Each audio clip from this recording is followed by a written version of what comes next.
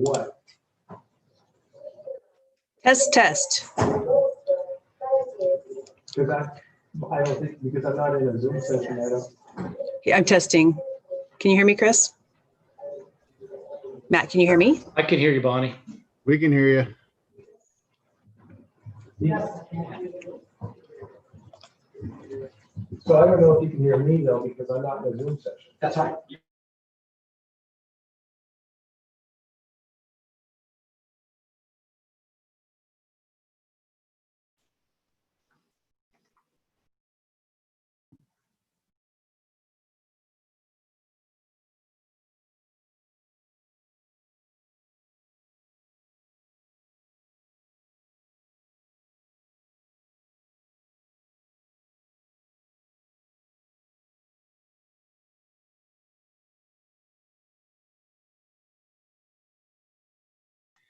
You need to be in a parade. Okay, so if you're in. He is in now, yeah. I'm in and I'm not on mute right now. Can you, are you picking me up? If you. As long as you're getting it loud enough for your signal. Yep, oh, perfect. Okay. So you can mute that, Bonnie.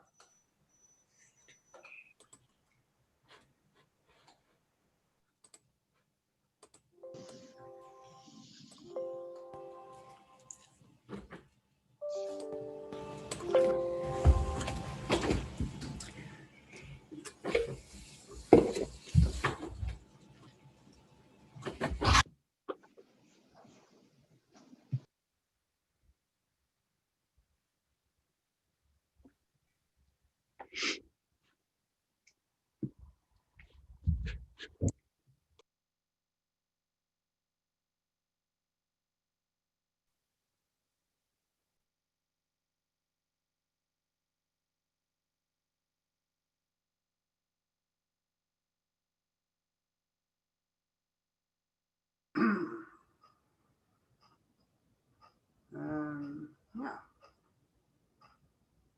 Not good.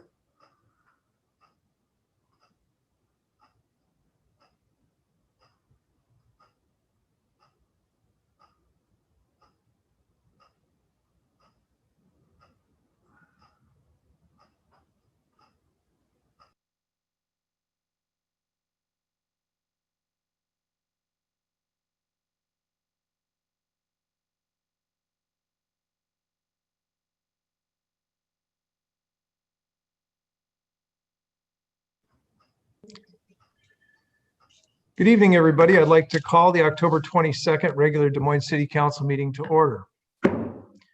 Will Councilmember Bangs please lead us in the Pledge of Allegiance?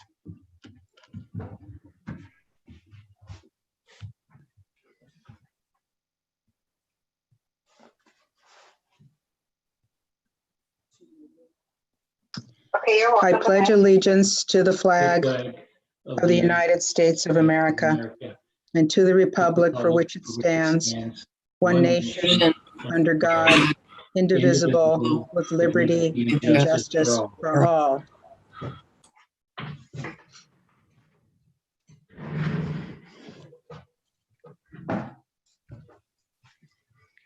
Thank you, Councilmember Bangs. So please let the record show that all council members are present. Tonight, Council, we're extremely pleased to have Representative Tina Orwell joining us, as we always are. It's always nice when she comes by. I'm going to turn our meeting over to the city manager to do the first portion of his administrative report because it involves one of our topics tonight that Representative Orwell will be talking to us about. So I'll turn this over at this point to Michael Mathias. Thank you, Mayor. Rare privilege to introduce Tina. And I just want to say, you know, that we're blessed as a city to have such great representation in the legislature. Tina is always incredibly knowledgeable, concerned about the interests of the residents of Des Moines and other areas.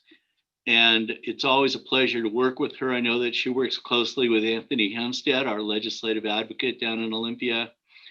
And we've been working with Tina. She was one of the sponsors of the baseline impact study done regarding SeaTac and the impact of the airport.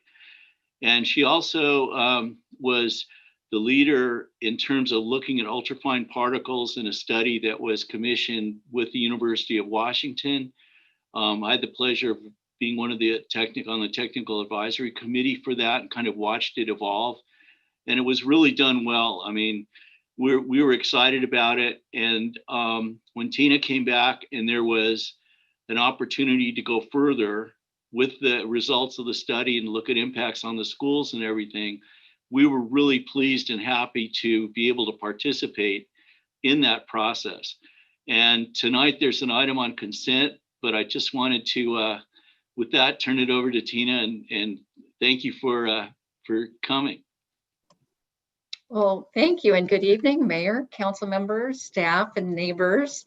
Thank you, Michael, for that kind introduction, and always an honor to come and speak with you. I want to first say thank you. These are really stressful times, and I'm just really grateful for your leadership and taking such good care of our town. So thank you very much.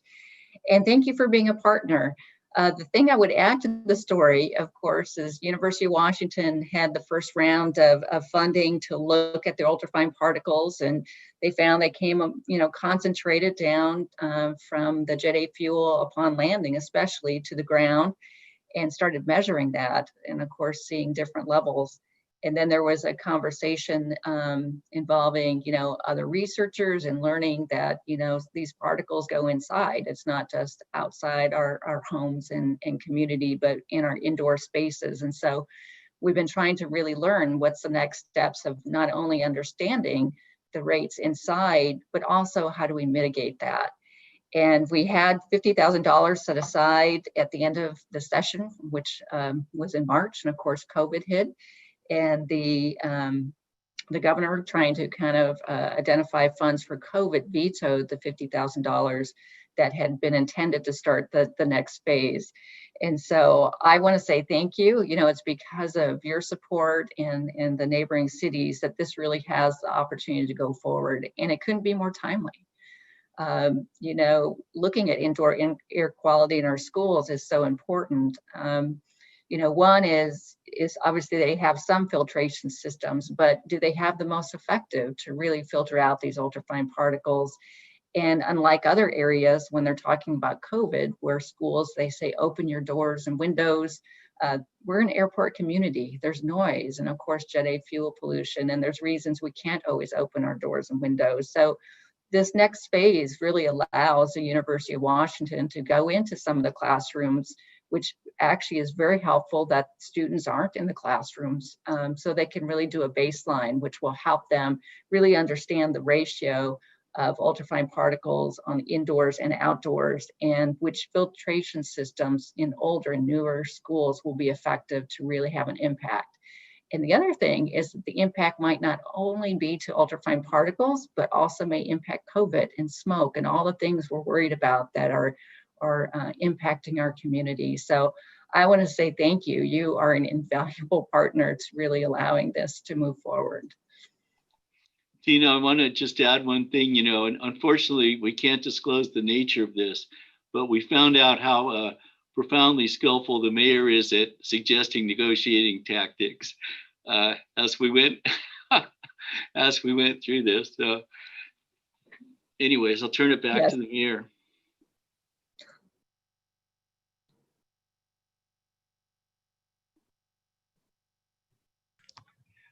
I want to thank you, Representative Orwell. You know, out of respect for your time tonight, we've moved this portion of the meeting forward. Michael will continue with his administrative report later, but at this point, I would like us to move us, since your item is on our consent calendar, I would like to move us forward to our consent calendar. And so at this point, I would ask the clerk to read the consent calendar. Tara's going to do it. Okay, thank you. Approval of vouchers. Item 2, draft ordinance number 20-042, creating new domestic violence offenses in the criminal code. Item 3, master license agreement, Extenet Systems, Inc. Item 4, interlocal agreement, school resilience to air pollution study. Item 5, Barnes Creek, Des Moines Creek Road, culvert project design agreement, GCB 3395 with Washington State Department of Transportation, WashDOT. And that concludes the consent calendar, Mayor. Thank you. Is there a motion? I see Councilmember Nutting. Motion to approve the consent agenda as read. Second. I have a second by Councilmember Bangs. Is there anything that a council member wishes to remove? Okay, seeing none. All those in favor of the consent agenda? I'm sorry. I see a hand from Councilmember Buxton. Yes, thank you, Mayor. I did want to make a comment on the draft ordinance creating new domestic violence offenses in the criminal code. As we're all aware, it's Domestic Violence Awareness Month, so it's poignant that we've brought these forward now. And these codes protect children and address consequences in strangulation cases. So I mostly also want to appreciate a staff with vision and mission. Rochelle Sams, with her job as our DV advocate, brought these forward, and it just shows that this is more than a job. And I appreciate a staff that takes these issues in their employment to heart. It's a mission. So thank you. Thank you. Are there any other comments from other council members? Okay. Seeing none at this time, all those in favor of the consent agenda calendar as entered into the record, please raise your right hand and keep it up until I call your name. I see myself, Deputy Mayor Mahoney, Councilmember Nutting, Councilmember Martinelli, Councilmember Buxton, Councilmember Harris, and Councilmember Bangs. Okay, the agenda passes 7-0. Okay. Well, Mayor, can I just say thank you so much and for your leadership and for the council's leadership to move this forward, and thank you for putting it on top of your agenda. We are very grateful to have you here, and the feeling about leadership is shared. Representative Orwell, you are a star in this area. You are an asset to this city and to this community, and we are grateful that you are in our town. Well, I feel very fortunate. Thank you. Thank you. Take care.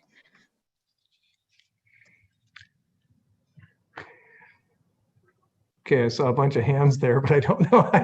Okay, so at this point, we're going to move back to the remainder of the administration report. So I will turn things back over to City Manager Matthias. Thank you, Mayor. A brief announcement from Kyle Ellers about Halloween activities. Yeah, so just give you a brief snippet on what we plan to do for Halloween 2 Saturdays from now. We're going to have a drive-through trick-or-treat event at Stephen J. Underwood Memorial Park. The event will go through from 3 to 5 p.m. Cars will enter in, have a chance to enter to win some prizes and guess the amount of candy corn in a jar, grab their goodie bags and their COVID masks. Then they'll head out and be on their way. So if you're around, come out and join us and come say hi, dress up as well. Thanks. Thank you. Thanks, Kyle. I'd like to ask Anthony Hempstead to give us a summary of activity associated with I-976 and kind of where that stands and where it might go. So Anthony. Hey, but very good, Michael. And no, very appropriate that I'm following Kyle, as Kyle was talking about holidays and Halloween. So with I-976, this is really kind of Christmas for you guys. So Merry Christmas, and for all other jurisdictions that have transportation benefit districts that had been blocked by I-976 that was passed last November. Just last week, the state Supreme Court ruled I-976 as unconstitutional, so the whole thing has been thrown out. And that means that cities like Des Moines that had a transportation benefit district and was levying fees on top of the $30 car tabs, that's a legitimate use of funds, and your transportation benefit district can go forward. It is legal. Now, there's going to be a lot of activity in the legislature that will be coming into session in January around car tabs. So there's going to be a lot of sound and fury on it. And I suspect that there will be successful legislation that will impact how Sound Transit uses their car tabs. But that's a completely different animal than what Des Moines is doing with your transportation benefit district. I expect that it's very unlikely that there'd be legislation that would target jurisdictions like ours using these car tabs for local projects that are approved locally. So you can go forward. We will be monitoring very closely what happens in the legislature this session. And if there are surprises, of course, we'll let you know. But you have funds that you've been collecting since last December, and you can use them now.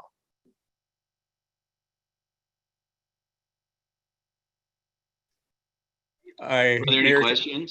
I see Councilmember Nutting and then Councilmember Banks. Yep. Does the state have the ability to keep those funds, or are they going to redistribute them to the cities that are collecting them? No, the state can't keep those. No, it has to come to the cities for city use. So, but you're right.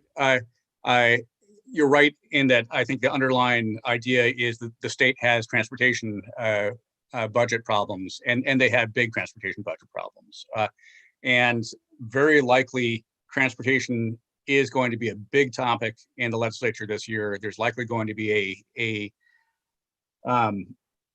transportation revenue bill because the state is looking at a major deficit in their transportation budget too, made much better by 976 being thrown out, but also because people have been driving so so much less during the pandemic, that gas taxes are way down, tolls are way down. And so even with I-976 being thrown out, they're looking at about a 10% shortfall in just existing needs in the transportation budget. And they very likely will be looking to enhance that for more projects. But luckily, part of that enhancement will not be scooping up local revenues for transportation benefit districts. Okay. We go to Councilmember Banks, and I believe Dan Brewer also had a comment after Councilmember Banks.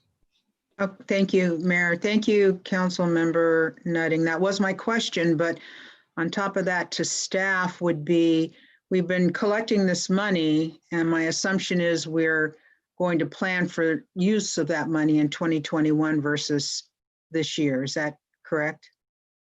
Yeah, I'll answer that. That kind of feeds into my comments anyway. So at this point, the council has already adopted the capital improvement plan for 2021. And not knowing what the outcome of I-976 would be and the legal challenges there, we did not include any of the TBD funds. I shouldn't say any. We did not include the lion's share of that in our 2021 budget. And so the budget that you'll be considering later tonight includes the capital budget, and it does not, at this point, include expenditures for pavement using TBD funds affected by I-976. At this point, we're not suggesting or recommending a change to that. That may kind of interfere with the overall budget discussions. Our suggestion would be to, as we get into 2021, we can bring a budget amendment forward and have some more discussions about starting our payment program back up. We've been collecting those funds. We've been receiving them from the state, and Beth Ann has been, we've got those set aside in an account. Because up until this point, we were unsure if we were going to have to return that money. So it's just been set aside, and we have plenty of roads that we can pave. We have a list that is endless, and so Andrew and Brandon will be going through that list and making some recommendations to the Transportation Committee that we can bring forward in 2021 for paving. Okay, and I see Deputy Mayor Mahoney. One note, just because it is part of my committee report and board reports, in the regional transportation meetings, conversation was most of the cities and even skateboard itself were going to be sure to put in their legislative agenda that, while promising 976, nothing being done at the legislature, but noting that in our legislative agenda that we want to keep that TBD. So we might want to just put that for our future when we decide on our legislative agenda items, that gets mentioned, just to make sure they understand we want to keep that. Yeah, I think it's important to point out for those who may not be aware that the Transportation Benefit District, oftentimes seen on your registration as TBD, that some took to be determined, is really a transportation benefit district. And this city keeps that money aside to pave roads. And we were looking at trying to find a new way to come up with funds. But since we have had the TBD, we have been able to successfully, through our franchise agreements, partner with the water districts, sewer districts, and other utilities, so that when a road does decline, we're able to work with the utilities that are in that right of way and rebuild the underneath infrastructure. So when we pave it, it will last longer because people aren't cutting into it and then patching it. And we weren't able to pave roads in the city for a very long time. And we have done at least 3 major projects since the TBD started up. And it's very critical that we have this funding. So I I appreciate Anthony Hempstead's comment about Merry Christmas. It's going to mean that your roads are going to be continually improving. So that's wonderful news. I'll turn it back to Michael. Thank you, Mayor. Just one comment on this. And Anthony, thanks for staying on top of it. And I know that you tend to always have a conservative perspective, so that's great to hear your hopefulness that the money actually is spent in Des Moines. I think that's what we all want. I just want to make the point tonight we'll be spending time on the budget. And just for everyone to be perfectly clear that the TBD money, that's capital money. That's for capital investments, infrastructure improvements, roadways, all that kind of thing associated with transportation. So this isn't all of a sudden we have an extra $1 million in the budget we're talking about tonight. That's not the case. This allows us to do capital investment going forward, which is awesome. And so now I would, unless any other questions on that or comments. Okay, now I'd like to just move forward to one last item. And that has to do with the South King housing, homeless and housing coalition. And I just want to give a little background, and then I'm going to turn this over to Tracy. But the thing is, probably 18 months ago or 2 years, Nancy Backus, along with Dow Constantine and Mayor Durkin from Seattle, initiated, and Nancy took responsibility in the South End to look at kind of where we were relative to affordable housing and to homelessness. And I know a number of staff have been involved in that process. Nicole attended some of those. I think Susan did as well. And I attended the original meetings. I nominated Nancy to be chair of that group, which she is. And mostly it was done because affordable housing is something that we didn't want to be kind of held out on our own. And it was much better to try to seek a regional solution with regional partners. And there was also some sales tax money that we allocated to the affordable housing. It wasn't a lot of money, but it was a contribution toward helping to solve the problem. And so now that organization has moved forward, they have staff, and they're starting to look at what's their purpose and how do they go about accomplishing that. I know how difficult it is, and it's partly because I remember when I took Rob Back's role at SCORE, and we would have SCORE admin board meetings, and they would ask questions. And so we had to formulate a response without direction from council generally. It's difficult to do that. And we worked hard to help brief Tracy on the issues as they've come up. But really, the issues that they're addressing need some general kind of context and some general kind of policy direction from council that makes it easier for Tracy to represent our interests. And so what we did, working with Tim and Nicole and Susan, we put together kind of a summary of issues and kind of potential policies. And hopefully that council can give some direction to Tracy or to whoever's playing that role going forward. So Tracy, do you want to pick it up from there? Sure. Thank you, Michael.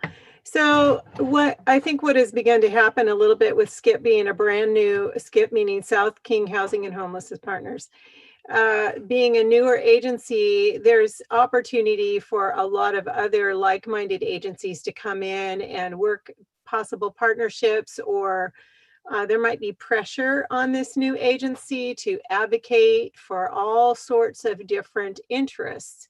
So as they work their footing, SKIP works their footing, I think they just need direction from the board to stay focused on one or two issues. And I think one of the reasons we, like Michael mentioned, that we joined SKIP is our looking forward to the boots on the ground capital project investment, to being able to provide affordable housing. And some of their work is policy driven. Anyway, as those policy driven things come up, it's nice to be able to represent our council. So one of the things, for example, that's coming down the pike this week is the Affordable Housing Committee is coming forward with a list of shared revenue principles, but these revenue principles border a little bit on mandates for other governments and cities around the region. And I think all cities are generally wary of that kind of wording on any document that begins to present mandates that cities like to have their own authority. That's why we joined SKIP to begin with, to be able to funnel some of this affordable housing money into under our own authority in the South County region instead of King County being able to take all of that affordable housing money and use it. So I think that summarizes it. If you have any questions. I would like one thing brought up. Sure. I want to make sure everybody understands. I don't remember exactly when, and maybe someone from the staff can help, but the state made a change, and 0.1%, I believe, of sales tax was given to local control to help with homeless and homeless housing. Our share based on that percentage, I believe, is in the neighborhood of $30,000 per year. Is that correct? That was a piece of it. I think it's something like 0.007%. Something like that. It does turn out to be about $30,000 to $30,000 a year annually. Yeah. Okay, thank you. And so the importance of that is that when you take a city our size and you take $30,000, it's limited, very limited as to what you can do with it. So the purpose of coming together with SKIP and becoming part of this organization is that now we have economies of scale, because a multitude of cities who came together with an interlocal agreement decided we would work together on how to put our collective dollars together and do something, and try and do something very positive. So that's, the intent, and the reason that we joined this makes all the sense in the world. I think, Councilmember Buxton, the issues you're bringing up are something that, the devil's always in the details, and you always get to those details as you move forward through the process. And so I think your information is spot on, and thank you for bringing this to our attention. Our city attorney has communicated out to the council some positions that were formulated, I believe, with Councilmember Buxton and the staff. And does somebody want to go over those? I would be happy to. Thank you. So we are proposing 3 policy position statements to guide me or our representative on the executive board of SKIP. Policy number 1 is directing that policy decisions that directly affect the city or that create mandates should be made by the city council and not by the SKIP board. Primary focus of SKIP should be on the production and preservation of affordable housing, as stated in the interlocal agreement that created the partnership. And number 3, policy decisions made by SKIP should prioritize the preservation of affordable housing and the creation of affordable housing, while also balancing the interests of those who provide it. Thank you. Mayor, can I add something real quick? Yes, so, please. yeah, thank you, Tracy. What we're asking the council tonight is to adopt those, to approve those. There are certainly going to be issues that, for example, ILAs and things like that, where our representative would have to bring back to the entire council to approve. But these policy positions are just to guide her while she's at meetings, if she needs to respond on the go when there's not an opportunity to come back to the council. Thank you. I see Councilmember Nutting, Councilmember Bangs, and then Councilmember Harris. My only comment is, thank you, Tracy, for looking into this, and thank you, Tim. But if there's a motion that needs to be made, I think these are very sound policies to look after. So I make the motion that these 3 policies be accepted. Do I have a second? Second. Motion was made by Councilmember Nutting, seconded by Councilmember Bangs. And Councilmember Nutting was, did the motion conclude your remarks? Yes, sir. Thank you. Thank you. So I go to Councilmember Bangs. Yes, I just wanted to confirm that interlocal agreement, and when I was participating on that panel or on that committee, staff was very integral to being able to provide some guidance. And so sort of like flying by the seat of our pants, even though the ILA is very comprehensive, this makes it extremely easy to, as far as I'm concerned, for Councilmember Buxton to move forward, because there were many times during those committee meetings where, you know, I would have to say, I've got to bring it back to council. So this makes it extremely easier to move forward with that committee. And there's some very strong people on that committee. So, you know, it's all to the benefit of what the initial guidance was, which was to help to eliminate homelessness and secure affordable housing. So I think with that, these draft policy points are excellent and very simple. You don't have to get really detailed. You know exactly what it is you have to do moving forward. So I appreciate that. Wish I had it a little bit when I was there, but you've got it now. And I think our staff was really helpful. So I want to make sure that they are applauded for being at those meetings as well. Thank you. Councilmember Harris. So I don't know if this goes to Tim or to Tracy, but I'm curious as to why items 2 and 3 were considered to be necessary. It seems like they're almost self-evident. So it almost implies that there might be some sort of alteration of the basic goals of the organization. So could you comment to you know what you're trying to guard against with these items? Would you like to, Tim, or I can field that? Okay, so partially, I think it's the idea is to help to keep them focused on we feel like they're there to provide affordable housing. But I think that the temptation is to draw them away into policy making or into advocating for other agencies or things like that. And or possibly taking on a very limited agenda that doesn't take the whole picture of what it means to provide affordable housing. So I think the idea is to continually provide input that says, whole picture, and this is what you're commissioned to do. It guides me to be able to come back and say, wait a minute, we're here to focus on affordable housing. We're here to make sure that that is preserved in the region.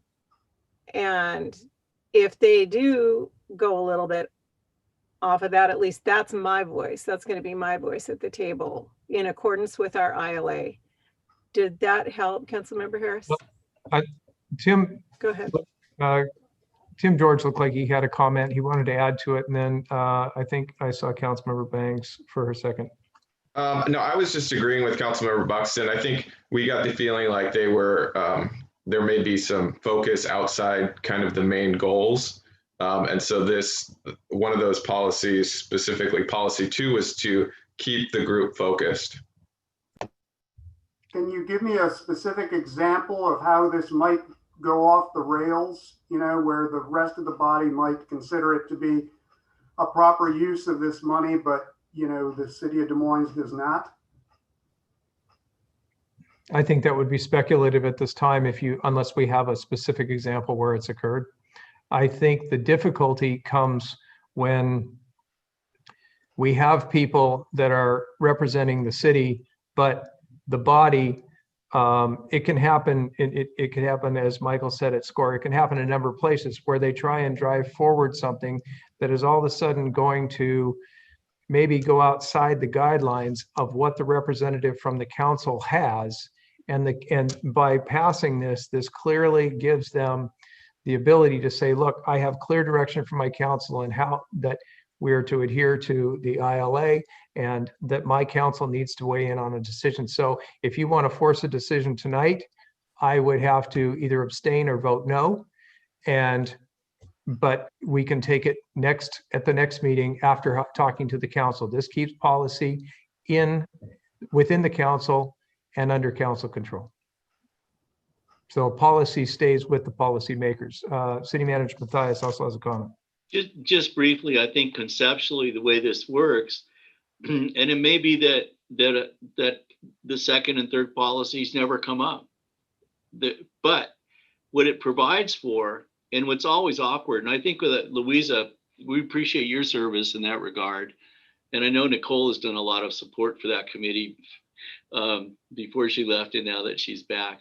And but the thing about it is that it keeps Tracy from being in a position of reacting, kind of what the mayor was just saying. From I can't tell you I have to go back. That's not what we want. We want her armed with an understanding of where we would like to see this go, which she has. So it's just like, you know, to some degree it's a specific statement of purpose, and in other regards it's an insurance policy. In case things come up, she's able to respond. Councilmember Bangs. Yeah, I just wanted to say that this isn't an us against them. This is a group of cities that have committed to come together and pool their dollars and pool their resources. Auburn's taking a big chunk of this by administering it, and they're doing a hell of a job. So I think 1, 2, and 3 provide, as I said earlier, the guidelines for Tracy, who I know can be extremely opinionated, and we don't have to worry about her at that table. You know, she'll be dogged about what it is we are moving forward to do. And I think this is a great first step. I don't think there's anything we have to be afraid of. It's just an opportunity to make sure we have these guidelines in place so that Tracy's able to move forward, as well as staff that's there in voicing opinions versus like, you know, I got to go back to council. You don't always have to do that. So that's my 2 cents worth. Thank you. Did I see a hand from Councilmember Martinelli? Okay, sorry, I wasn't sure. Wanted to check. So again, this is also, should we pass this? This also gives something for Councilmember Buxton to communicate back to Skip, so they understand how we look at this and how our representative will function. And it may be something other cities do as well. So just to add to that too, Mayor, about other cities do as well. I did check in with Sound Cities Association, because Sound Cities appoints a few seats to the Affordable Housing Committee as well. And I wanted to check out our response, and the other cities, many of our other cities of SCA have the same concerns about, for example, the Affordable Housing Committee coming around and wanting buy-in on a certain, my check inside in regard to cities' authority was true. A lot of other cities are feeling the same way. I wouldn't be surprised if many of them do something just like this. So if that helps. There you go. okay, so at this time, all those in favor of the motion that was put on the table to pass these 3 policies, please raise your hand and keep it up until I call your name. I see Councilmember Nutting, Councilmember Buxton, Councilmember Martinelli, Councilmember Banks, Councilmember Harris, Deputy Mayor Mahoney, and myself. This passes 7-0.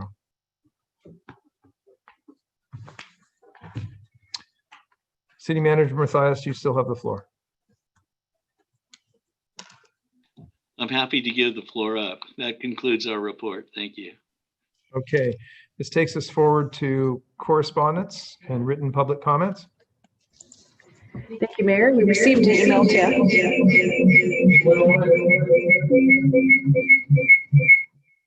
Are you muted? I am now, but you're still answering.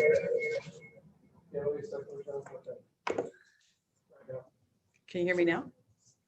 Can everybody hear me? Excellent.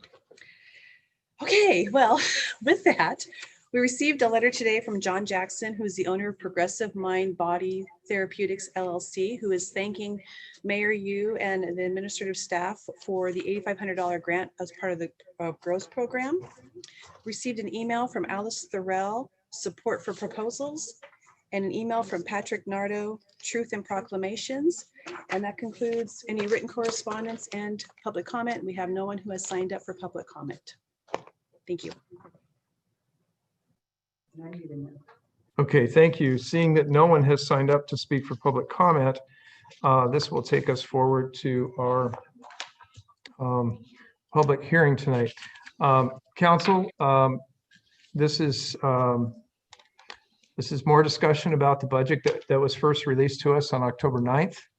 And at this point, there's been a few weeks for council to review the budget, ask questions, meet with our finance director.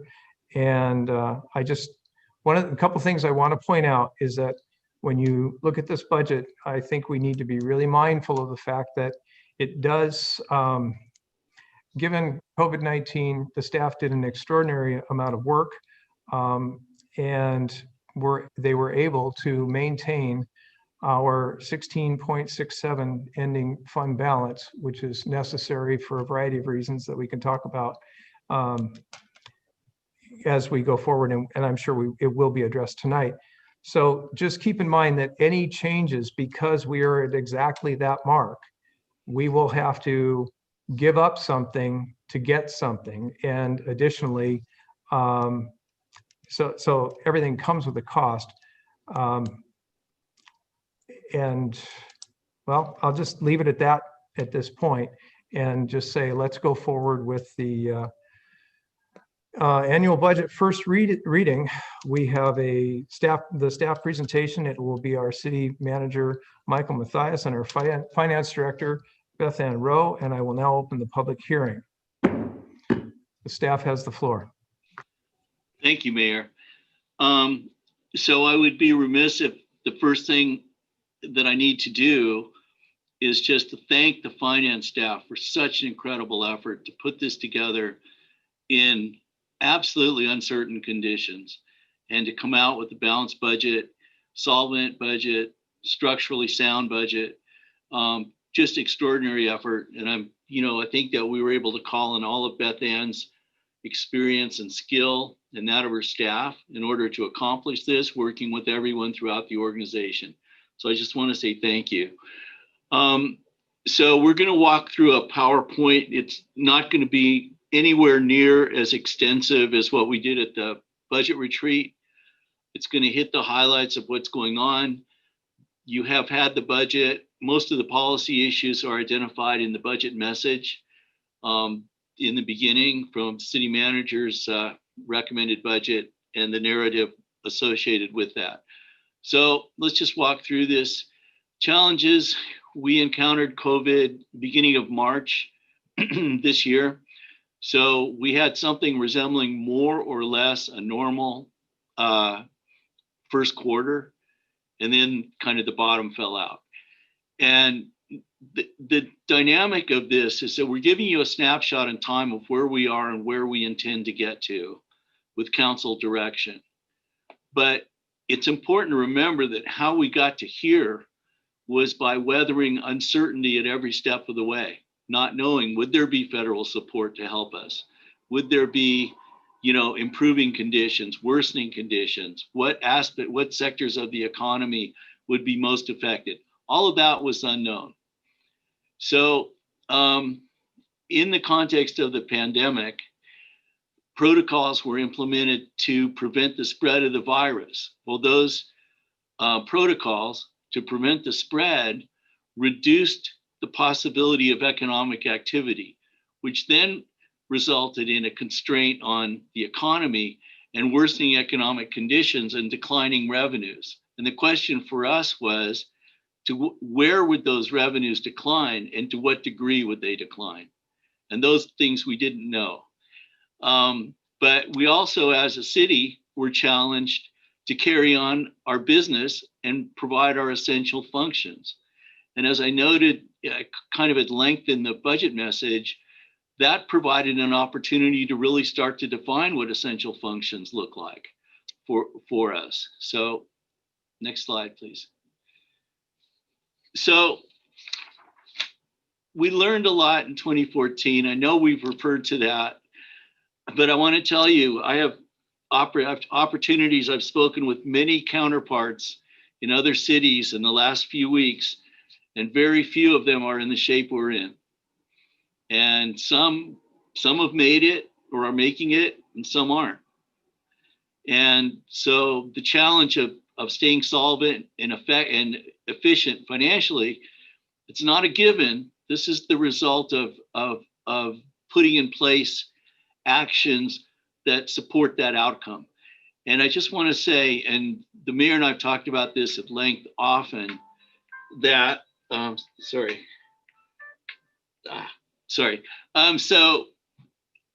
the thing was, what did we learn from 2014 when we had the finding from the auditor and we needed to move forward and avoid bankruptcy? So those principles that we put in place ever since 2015 helped us today. And they're pretty straightforward. Structural expenditures are paid for by structural revenue. We don't get those out of balance. One-time money is used for one-time payments. There's the necessity of adequate contingency fund. And those three things became the sort of the cultural foundations as to how we budget. And those are the questions we ask when staff or council or anyone come to us for expenditures, right? So anyways, those were essential, and those are the lessons, and that's what we built the budget upon.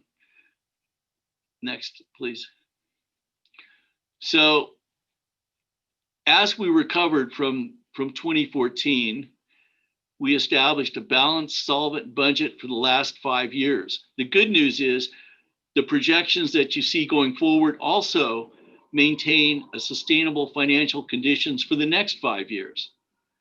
So in a 10-year window where we were looking at bankruptcy, we've been solvent for 10 years, or will be, if we're accurate in our estimates and projections.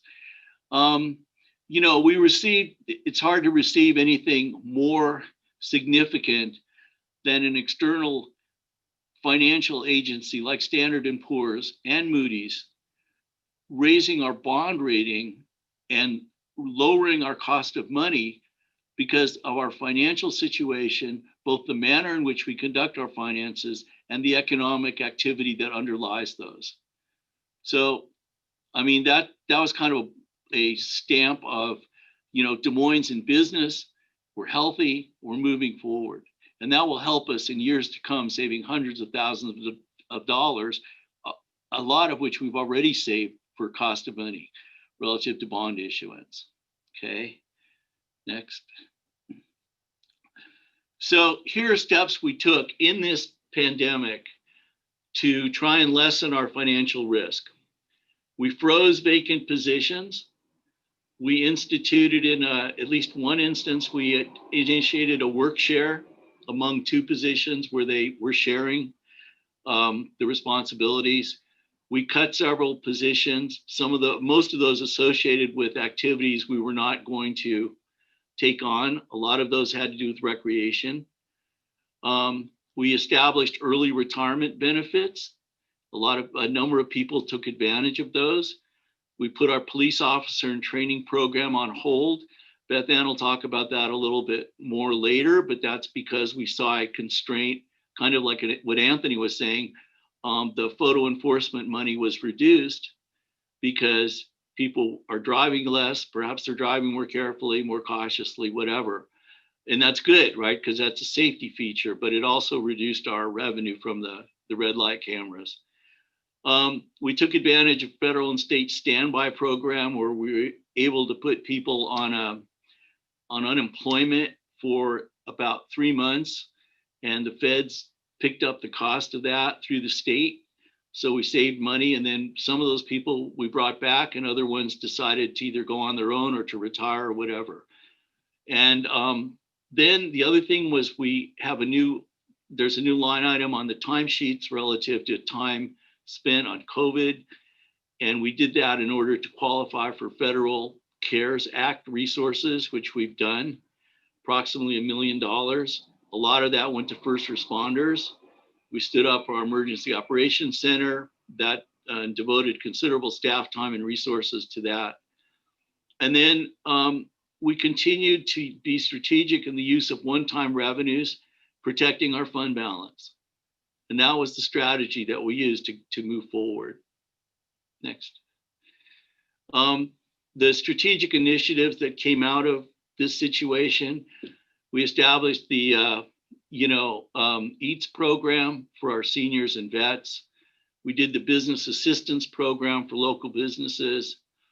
We instituted conservative budget assumptions, anticipating somewhere in the neighborhood of a 15% decline in revenue, which it turns out it was like 16%. I think Beth Ann was off incrementally. And the other thing was that we've been committed, and this is maybe the most important part of the budget, but Council, a number of years ago, recovering from 2014, established protocols that we would adopt the Government Finance Officers Association National Standards for Fund Balance. And that is 16.67% of the total general fund. That's the contingency reserve. That is not surplus. That's not extra money. That's not available resources. That's protection. It's insurance for us over time. So that if something that we can't even imagine happens, we're still going to be in business for a period of time till we can sort that out. That's what that is. It's protection. Next. Another thing that we did was we looked at this and said, yeah, this is a challenge, but perhaps it's also an opportunity. So what we undertook probably late spring was the beginning of a comprehensive review of city functions to identify essential government activities and programs. And I've had conversations with people at the state level and others that this is the time for local government to rethink its mission.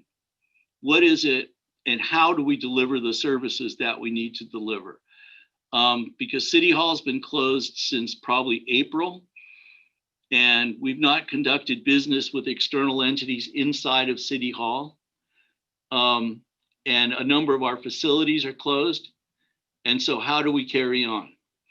So one of the things we've done, and this is just a brief summary of these, and they're more extensive in the budget message, but we initiated virtual business. The building department can now do plan review and inspections virtually. The court has operated almost completely virtually, and we appreciate Judge Lisa, I think, is listening in tonight. But the court was very innovative in establishing literally a TV court. And there's still some situations that require physical presence in the court, and that's available. But for the most part, we've gone to a virtual court. Same with recreation programs. Our recreation staff has been incredibly innovative and committed to finding ways to reach kids through virtual programming. We issued an emergency declaration on March 5th, and we stood up the Emergency Operations Center, as you're all familiar. Most of you have been there and seen it. That was extremely helpful. And one of the things about Des Moines is we've had 5 fatalities in this whole course of the pandemic. And no one can take credit for that one way or the other, because that's just the random nature of this disease.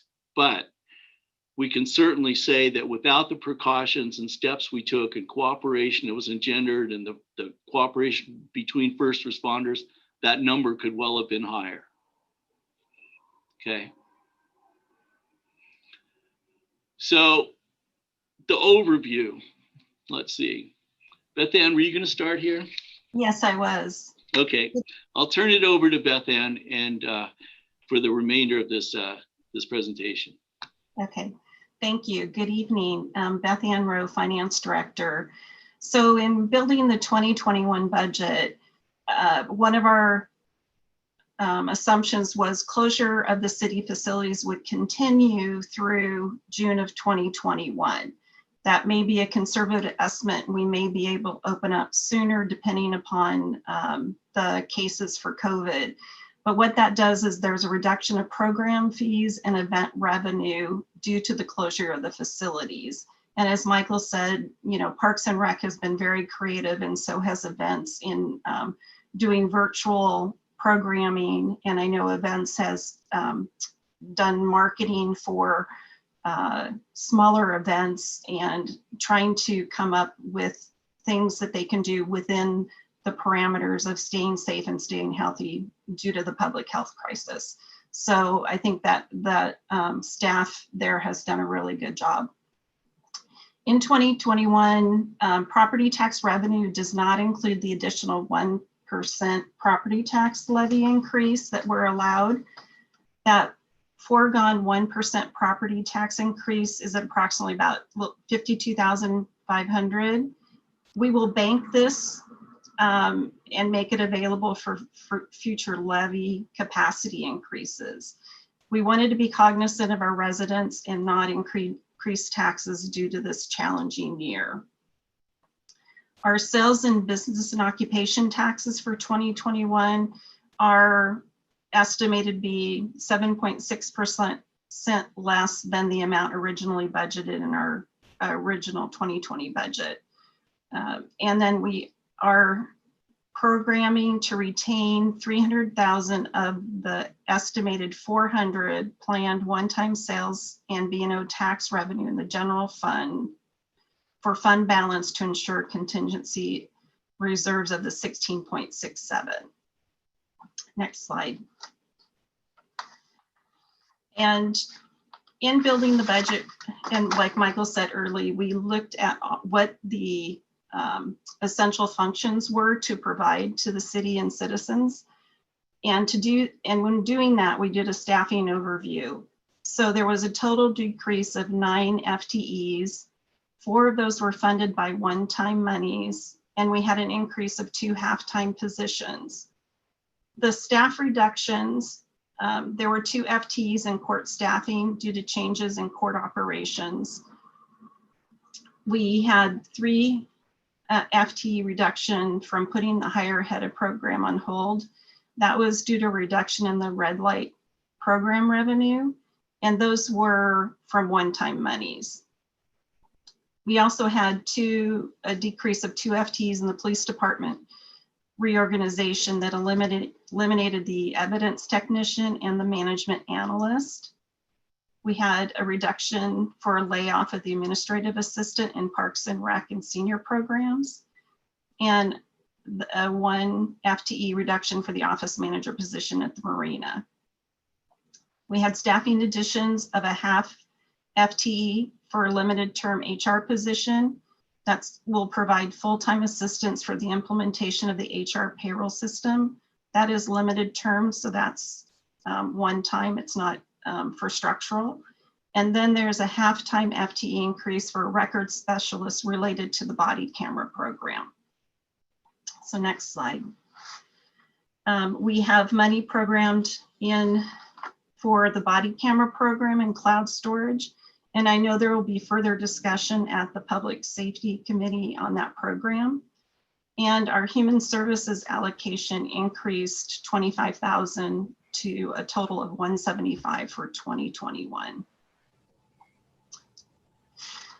So looking at the total city budget, our total city budget is $92,263,729.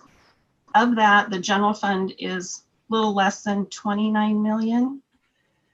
Our special revenue funds are a little over 23 million. We have 8 million for municipal capital improvements, close to 3 million for transportation capital improvements. Our marina fund is close to 7.6 million. Our surface water management fund is 12.5, and our internal service funds account for 8.1%, or 8,100,000, sorry. So then if you go to the next slide,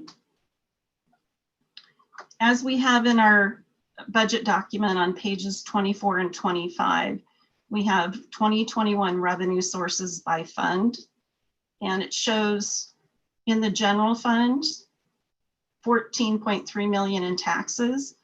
That's made up of property tax, sales tax, and business and occupation tax, as well as utility taxes, leasehold taxes, and some gambling taxes. We have licenses and permits, intergovernmental, which would be grant money, money received from the state.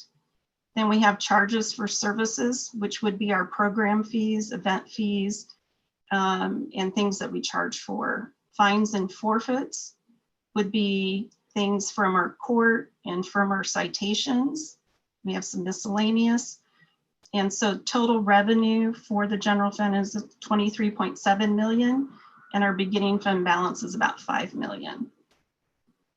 Our special revenue funds, one of the things in the 2021 budget, there were funds that were reported under the capital funds. We've moved them to special revenue as part of a housekeeping item, and we'll be bringing action to council later this year to update our code. We're preparing to organize and make things more efficient for our new financial management system. If you go to the next page, it shows the funding sources for debt service, capital projects, marina, and our internal service funds. So down below, I show we have of our total revenues for the city of about 50 million, close to 51 million, a little over 31% is in taxes. And the next category is charges for services, about 40.46%. So this gives you an idea where what types of revenues the city receives.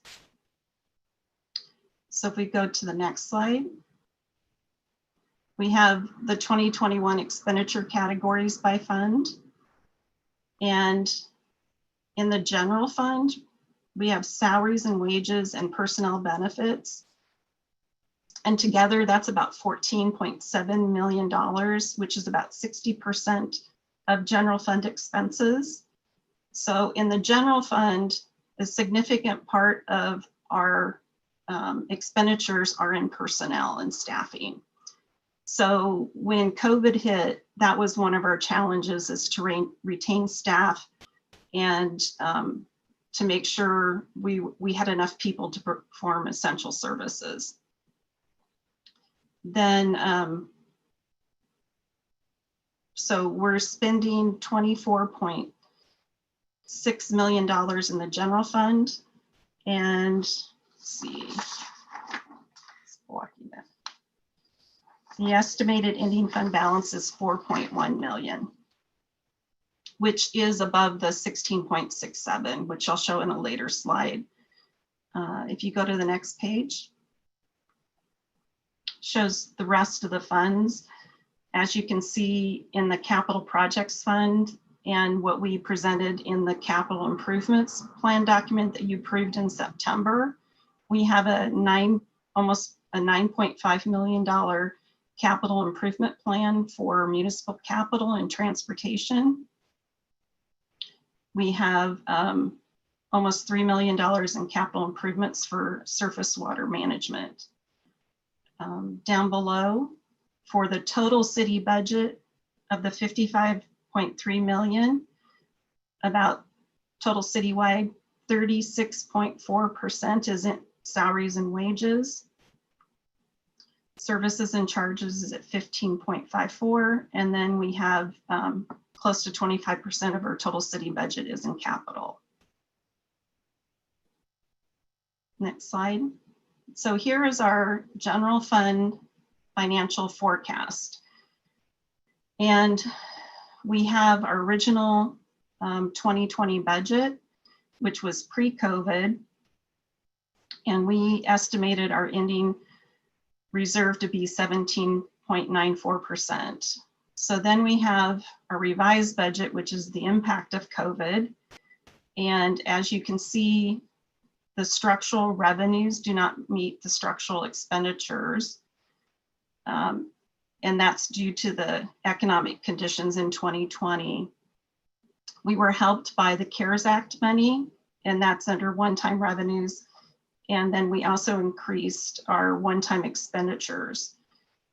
The one thing about it is with our CARES Act, the end of 2020, we're estimating we're going to be 22.4% estimated fund balance.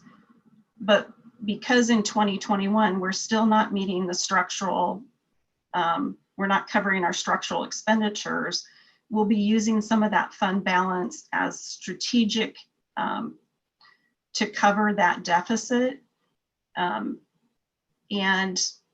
But we will be ending in 2021 at a 17.44%, which is above the 16.67. And then as you go out into 2022, 2023, 2024, and 2025, we are sustainable and solvent into the future, or the foreseeable future.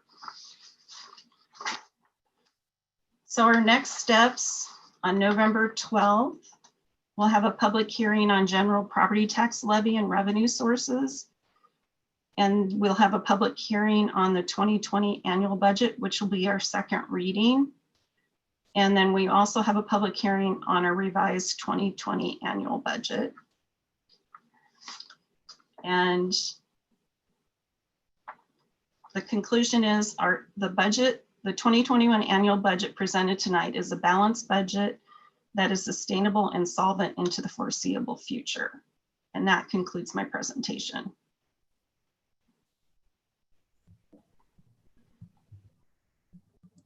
City Manager Mathias, did you have anything additional to add? Yeah, just one comment, and I appreciate Beth Ann's summary of that. I think that it's encouraging to look at the 5-year forecast, how having significant fund balance allows us to have spent more than we took in, but not leave us in any trouble, and that goes away over time. I just wanted to make one comment about the body cams. We put the money in the budget as public safety's listened to that. And I know that we're hopefully in December are going to have a discussion at length with the council about that process. But there's no assumption that money necessarily gets spent on that. We're not presuming anything. We're just doing a placeholder subject to future council action, one way or the other. And that's all the comments I have, Mayor. Thank you.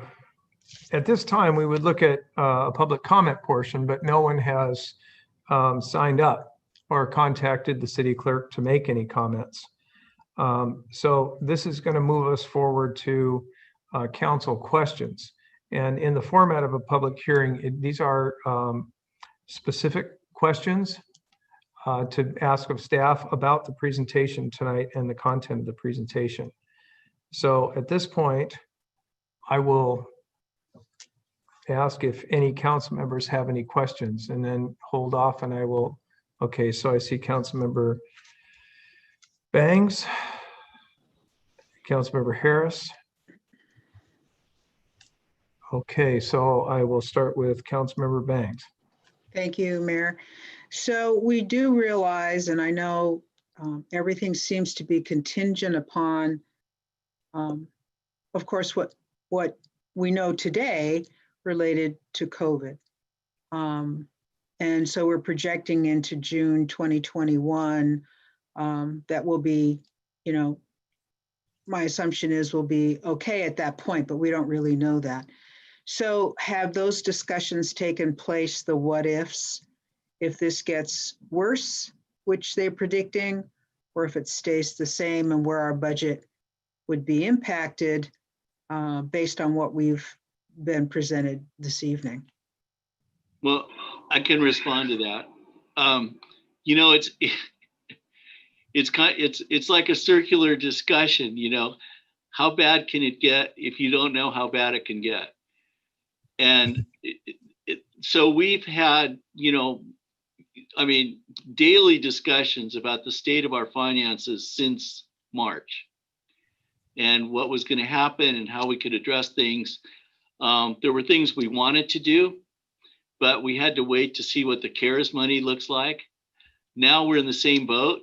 That the Congress can't seem to move forward for political reasons. There's probably more money that's going to come to state and local government at some point. But the answer to your question is that because it's such a moving target, we're just trying to stay current with where we are and what trend looks like and what projections look like. And we've seen some minor upticks in economic activity. And of course, it would depend on what sector and business and all of that. But generally speaking, the answer to your question is, and this is one of the dangers, you know, we prepare a budget, it looks like, oh, this is where we are. This says it all. It doesn't say it all. It says all of it at this moment. And so the answer to your question, which is a great one, is we don't know. And we're gonna work our best to integrate information. Like what I say is we know more today than we knew yesterday. And tomorrow we'll know more. And we just keep going through that process. Thank you, Michael. Okay, that takes me to Councilmember Harris. Councilmember Harris, you're muted.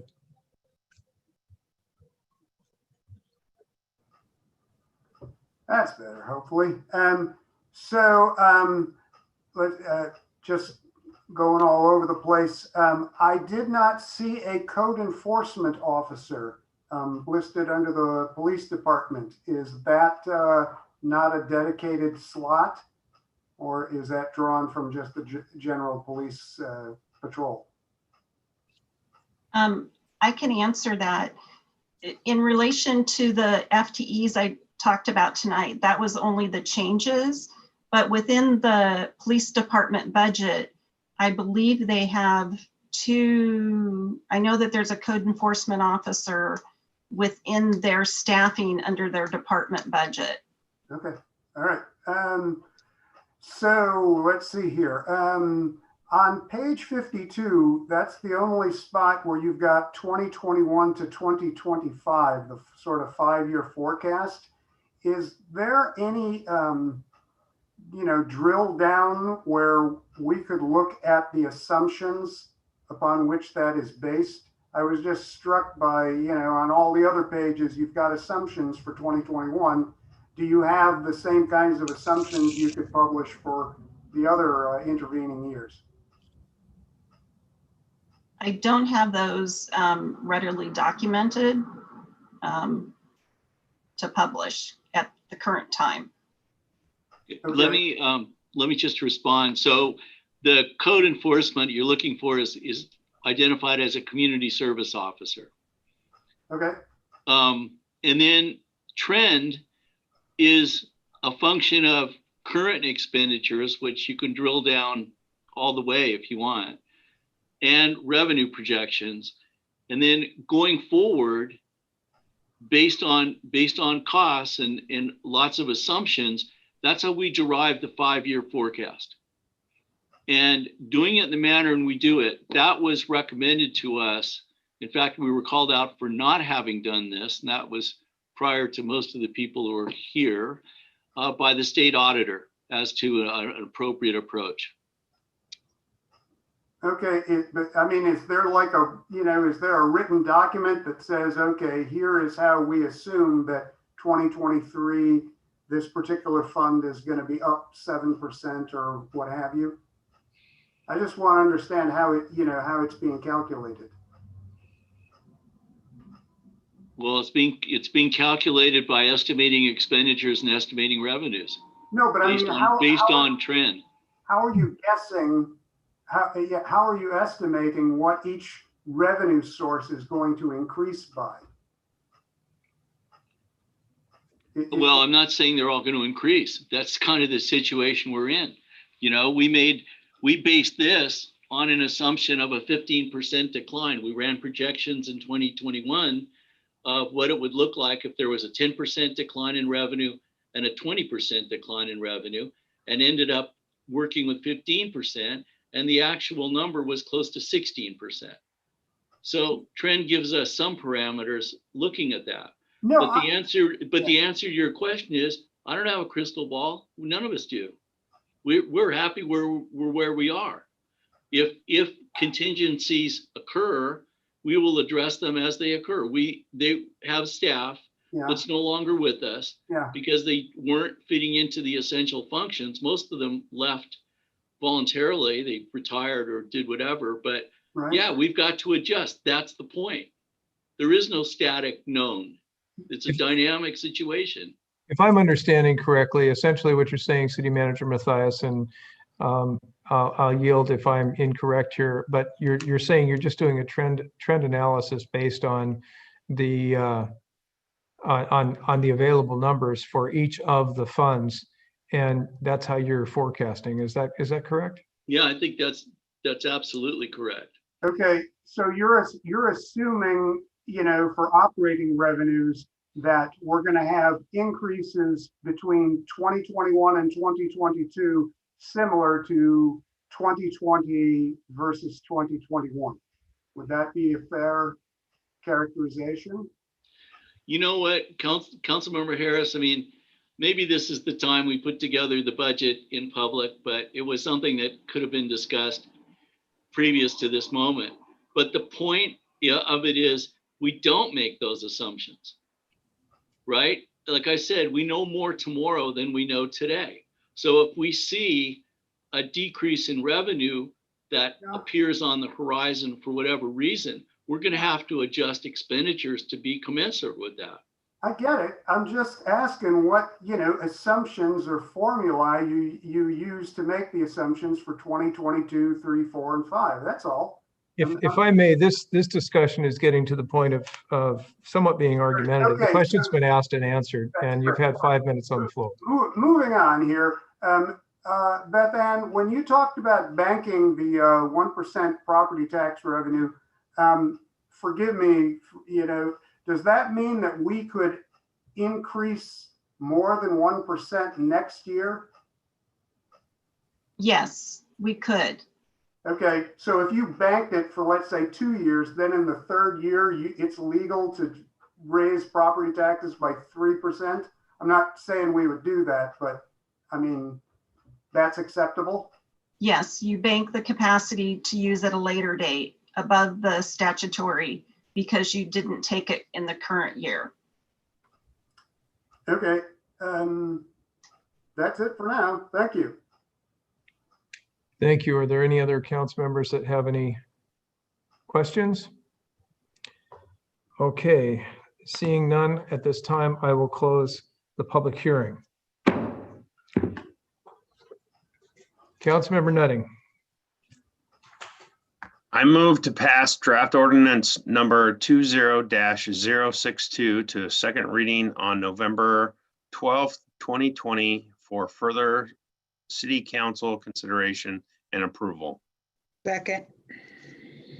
A motion made by Councilmember Nutting, seconded by Councilmember Bangs. Is there any discussion? Seeing none, all those in favor, raise your right hand and please keep it up until I call your name. Councilmember Martinelli, Councilmember Bangs, Councilmember Buxton, Councilmember Nutting, Councilmember Harris, Deputy Mayor Mahoney, and myself. Passes 7-0.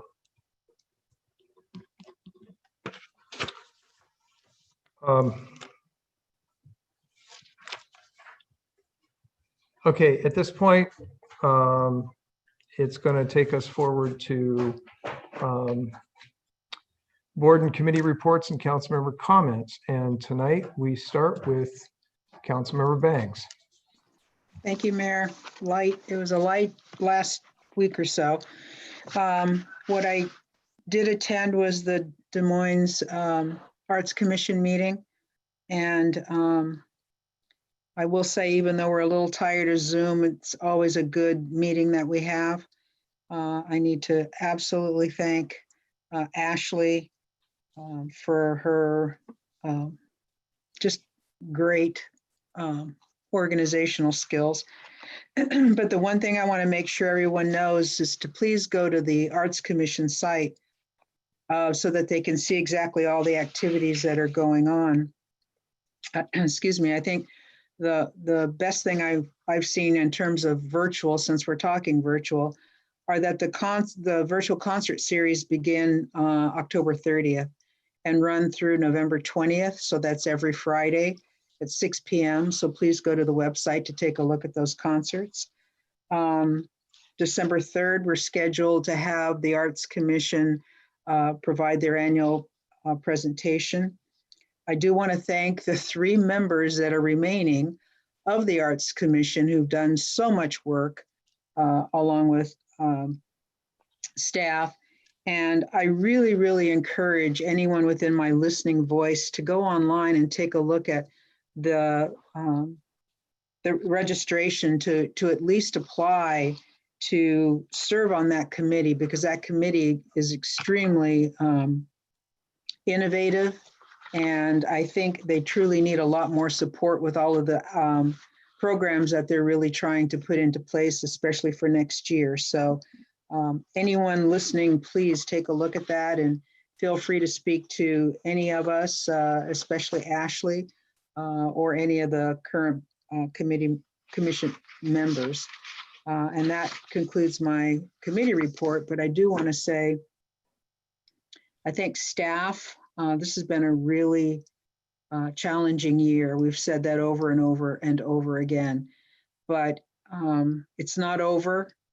The fall is here. They're already predicting higher numbers. We've seen 100,000 now in the state. So we still have to be very diligent about what we do out in public. And hopefully we make sure our families are safe as well as our friends by making sure they wear masks. Every scientist and every health professional is saying, simply wear your mask. So please be safe out there, and staff, thank you for everything you've done. And I'm sure you could name every single staff member, Michael, but I sincerely, from, I believe, council point of view, we thank everyone, especially for this fabulous budget work you've done. Thank you.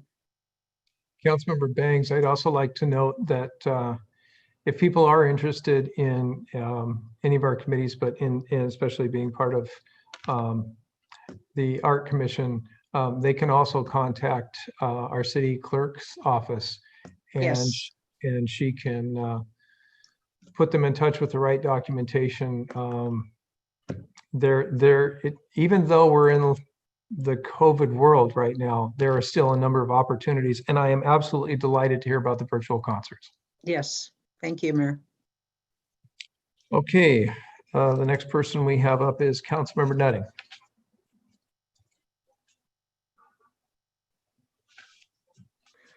Thank you, Mayor. I was just figuring out how to unmute myself.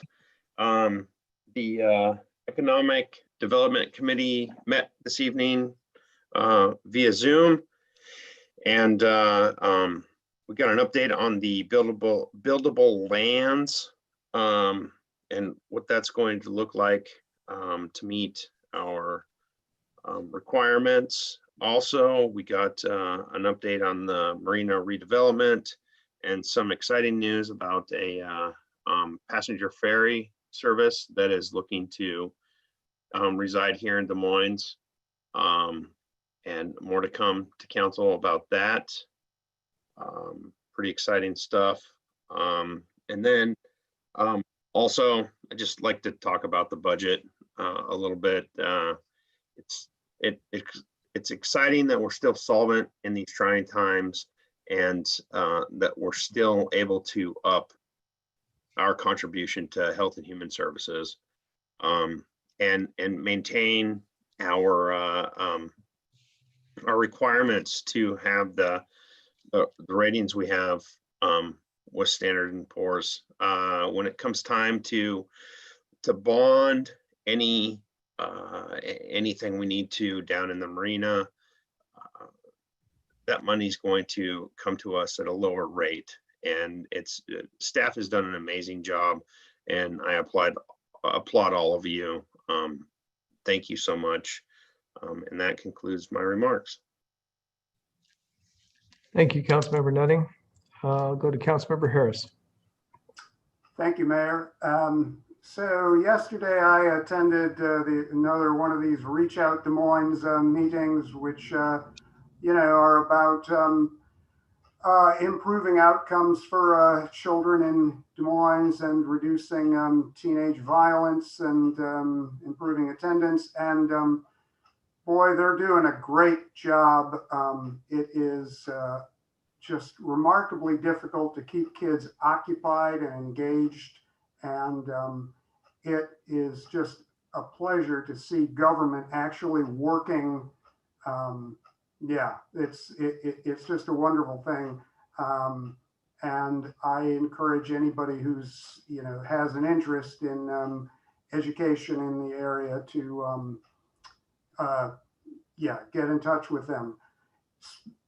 I want to comment, I believe in government really strongly, and I want to applaud the staff here as well for doing a great job during there aren't enough superlatives during this pandemic.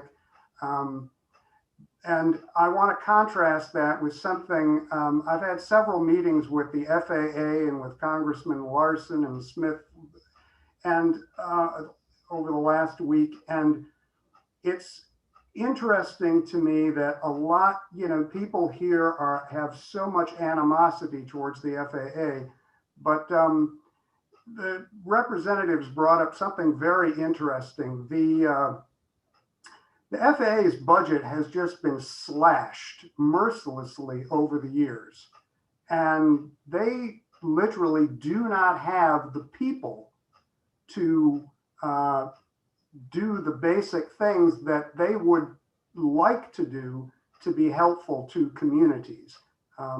You can argue that they're prioritizing the wrong things, but it's just amazing. You can't get anything done if you don't have the people and if you don't believe in letting government do its job. So that was just something that I found interesting, and that concludes my comments. Thank you. Thank you. We'll go to Councilmember Buxton. Thank you, Mayor.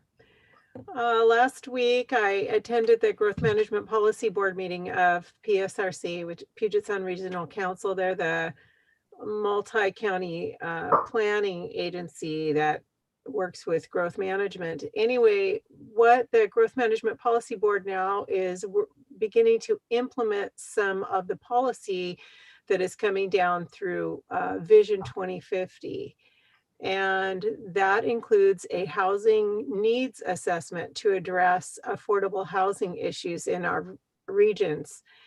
What I'm hoping to do with that is anywhere I am is to encourage a reduction of duplication of effort. In other words, any agency or city or jurisdiction that is considering working the affordable housing issue, that they would lean on this instead of, reinventing the wheel, because PSRC has the resource to be able to do a very good job. So I also attended Sound Cities Association is putting on a racial justice series, and they're very good. This is the first, I attended last week a panel discussion of policing history and policies. And one thing I was impressed with was, the talk of 8 can't wait, ban on chokeholds, no knock warrants. I appreciate our ability to move forward with our own force in implementing all sorts of policy where a lot of other cities, because they contract their policing, they're very dependent on King County to do whatever they feel like they might want to do. And I'm also always happy and proud to begin to report out what we have already done, the great leadership we have here with Chief Thomas and that comes down from the Washington Association of Sheriffs and Police Chiefs. So there's going to be one more in the series. It hasn't been announced yet, but coming down the pike, one more in the racial justice series. And last but not least, in honor of Domestic Violence Awareness Month, I'm doing a little 5K every Saturday morning at 9 a.m., starting and ending at the quarter deck. Wear purple, wear a mask, be safe. Hope you can join me. Thank you. Okay, this takes us to Councilmember Martinelli. Thank you, Mayor. I just have a few remarks.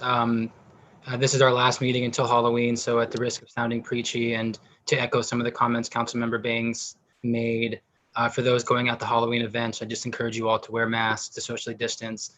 As Councilmember Bangs mentioned, unfortunately, cases are on the rise, not on the decrease, so we still have to be careful. I also want to thank the staff for the immense work that went into this budget. I know that dealing with a budget of this size is incredible work in a normal year. In a pandemic year, it's just hard to imagine, and I thank you all for it. I also want to bring up the fact that a couple months ago, as a council, we unanimously passed a proclamation declaring racism as a public health crisis.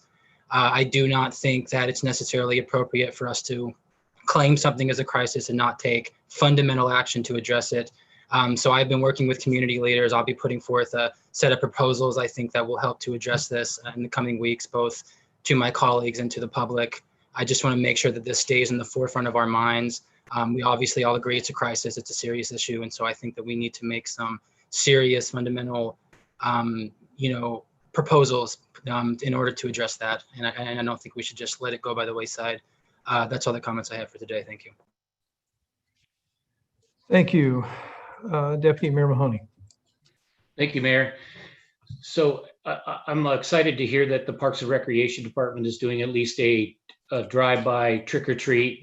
Unfortunately, Destination Des Moines, just through the complexity of businesses and the number of people and trying to keep what's most important, our children's safety, especially from contracting COVID, that's been canceled. I want you to know that they're working on ways that they can make an event, a safe event for the tree lighting. It'll be much different than in past years. And I know that they're working on the information to provide in a special events permit. So they were very apologetic that they couldn't put it on and a little bummed, but they understand the difficulties of this time. I attended the regional transportation meeting. Most of it was about ST3 and the ongoing challenges they're having, not in our phase, nothing that pertains to the Highline station or the Star Lake station or the Federal Way station, but the things they're going to do beyond that, going to Tacoma, going all the way out to Issaquah, et cetera. It was very interesting, and they have some definite financial challenges. We broke into our original skateboard group, and the conversation was about Metro. One thing that was noted, because we'd heard otherwise, was that they had increased the buses on A-line, but they weren't incurring any kind of traffic delays or bus issues, and the passovers or passenger passovers was a minimal. So they were able to keep a lot of people that depend on the buses going without affecting the traffic. The other thing is I'm on the team that's going to do the regional transportation legislative agenda, and I'm excited about that. So Michael, I'll probably follow up with you and Dan on some of the points we want to get at. What's been said about the budget has been fantastic. I can't say enough about all your hard work. Beth Ann, I really appreciated your time the other day to answer a lot of my questions. I think the property tax piece where we're helping our residents where we can, and we're able to do this. We're not raising taxes in a tough time where our city needs more money. That's what's amazing. A lot of the surrounding communities are raising utility fees and finding other taxes and other things to just support themselves. And it's because it's been a good management system. Michael, so you and your staff get all the credit there. And I just want to thank you all for the efforts you did. Thank you, Mayor. That's what I have. Thank you. Last week, I had the opportunity to interview with Forbes magazine over the first Bezos Academy that's in Des Moines and being hosted in a building over at Wesley. And on that call, I had Kevin Anderson, the CEO of Wesley, and Bonnie Wilkins, our city clerk and communications director. The conversation went really, really well. It has drawn a lot of interest into the city of Des Moines, and this is a program for underprivileged children, ages 3 and 4. They're going to take, I believe they start with 10, and they're going to go up to a maximum of 20. I'm looking over at Bonnie in case people wonder why I was looking away, and I'm looking to my right, but at least on my screen, she's on my left. So anyway, they will have these children in a Montessori-like environment all year round, and they will provide food, all the learning materials, partner with the family. So these children who would oftentimes not be ready to start learning when they approach school age will now be ready for learning and have a great opportunity. So it was an excellent conversation. We emphasized, and really got a chance to tout our partnership with Wesley, the value of cross-generational learning that is available to them because of this arrangement, although I have not personally seen the curriculum. I don't know exactly what they will be doing, but but I also wanted to state that, there was some question about, did we think that Mr. Bezos was doing the right thing, or should he take a different approach? And, there are a lot of people who are philanthropic, and I guess not all children learn in the same way. And sometimes, my experience after being on the school board is that you need a variety of different approaches. And since we have someone who is trying to use their abilities to do the right thing, to partner with underprivileged families, and this is the first of many, I'm happy to have them in our community, and I'm happy to welcome them. And I think it's a great opportunity. Wherever there's a need, if somebody wants to help us out, it's worth the partnership and the discussion. So I was really happy with that conversation.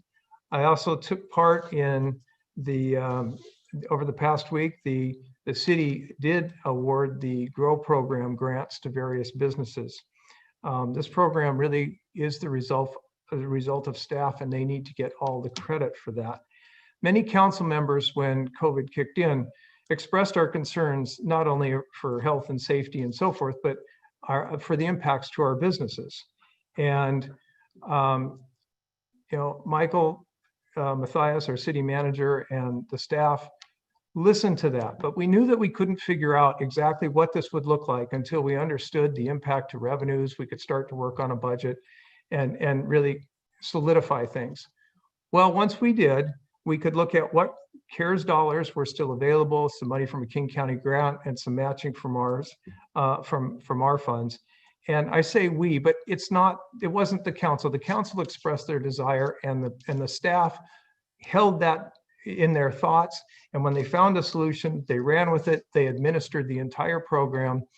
And, as requested, it was a pleasure. I participated with Deputy Mayor Mahoney to go out with the ceremonial checks, but the staff got all the recognition, and the businesses did get some substantial funds to help them going. And the staff did actually hand over the cash award. If this were a non-COVID time, we would likely have done this from the dais, where all council would have participated and all the staff would have participated, and we would have had everything happen here over channel 21 and, from the dais. And I'm disappointed that we weren't able to do that, but the truth of the matter is that's where we're at. And then I think the last thing that I want to talk about is, like everyone else, this budget is amazing. Given all the circumstances, it really is. And it's not only solvent and sustainable, but the key thing is we are solvent and sustainable into the foreseeable future. And granted, everything's based on forecasts, and there's a lot that we don't know, but this is a lot of work.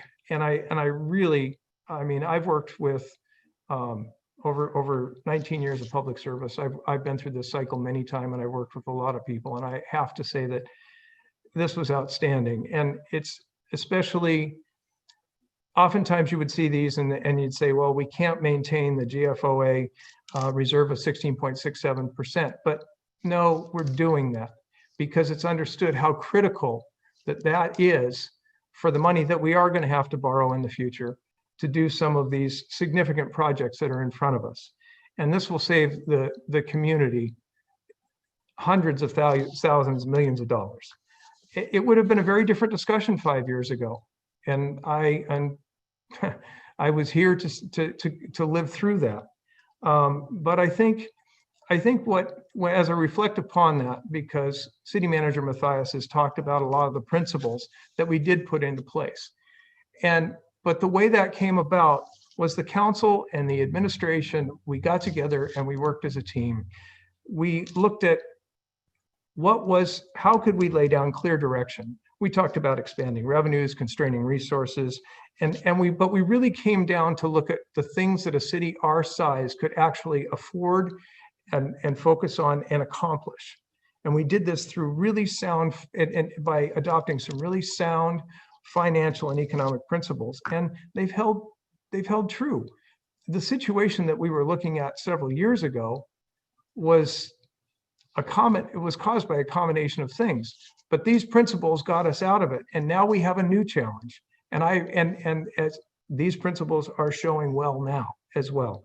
So I guess as I look forward, the thing that I want to point out is this experience, at least to me, and I hope to you, illustrates the value of working as a team. We need to part with special agendas, and we really need to focus on what is best for the city of Des Moines and what we can accomplish together. And I just, again, when I look at the programs that have gone out and the staff work and all of the additional duties and the new ways to figure out how to work and how to meet the needs of the public, I think everybody, but especially the staff, the people that are here, and I'm going to say 7 by 24 because I don't know one person in the city that works 40 hours. They are finding a new way to work and they're knocking it out of the park. And I just want to say, I want to thank all there are people who can work at home, but there are people who can't. And our police agency is doing an outstanding job. I just can't say enough. So I needed to say that in my presiding officer's report. So with that, we are now at the end of our meeting. Our next meeting will be November 12th. I wanted to note that that is the day after Veterans Day, the holiday recognized. And at this moment, I do want to recognize Deputy Mayor Mahoney, being a vet. Do you have, I know that we can't put on any kind of recognition like we have in the past, and we won't even be here at present to say anything, but I want to encourage the public to at least recognize those people in your life who have served, and make sure you make a point of saying something to them. Deputy Mayor Mahoney, do you have any other comment on Veterans Day? Couldn't have said it better, Mayor. A lot of our freedoms are because of men and women who've served this country, and paying homage to them is always a good thing. The sacrifices they did in their previous lives when they were serving, it's nice to be occasionally recognized. You did good. Thank you. So with that, is there a motion to adjourn? I see Councilmember Nutting. Is there a second? Second. Councilmember Banks. All those in favor, please raise your hand until I call your name. Councilmember Nutting, Councilmember Buxton, Councilmember Martinelli, Councilmember Banks, Councilmember Harris, Councilmember Deputy Mayor Mahoney, and myself. With that, we are adjourned.